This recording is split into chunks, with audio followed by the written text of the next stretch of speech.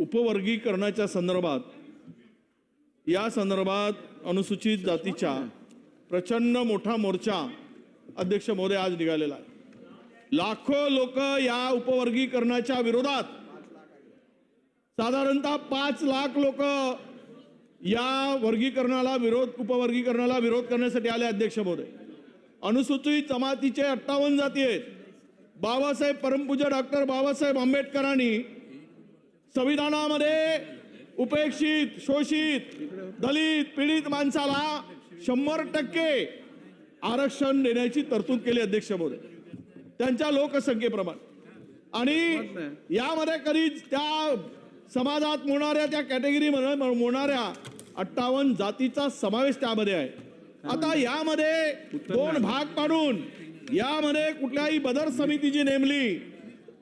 अध्यक्ष महोदय, बदर समितीचा अहवाल अद्यापही आलेला नाही, तरी पण सरकार हे उपवर्गीकरणाचं बिल आणून या 2 समाजामध्ये, या दलित समाजामध्ये दुही निर्माण करण्याचं काम करते का, हा खरा प्रश्न निर्माण होतो अध्यक्ष महोदय। म्हणून या विरुद्ध 5 लाख लोक आज रस्त्यावर उतरले आहेत, आंदोलन करतायत।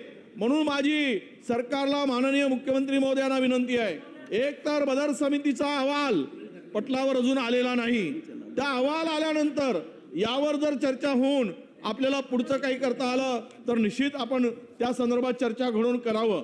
पण आज याला अशा प्रकारचं कुठलंही बिल आणून या 2 समाजामध्ये खरं तर मेरिटवर सिलेक्शन होतं, ज्यांच्या त्यांच्या बुद्धिमत्तेवर ते निवड होते, आणि त्यामुळं आपण ह्या समाजामध्ये 58 जातीमध्ये बौद्ध आणि बौद्धोत्तर अशा प्रकारचा भेदभाव करून या दलित समाजाला एकमेकाच्या पुढे आणणं हे गैर होईल, चुकीचं होईल, आणि 2 समाज एकामुख्या पुढे येतील।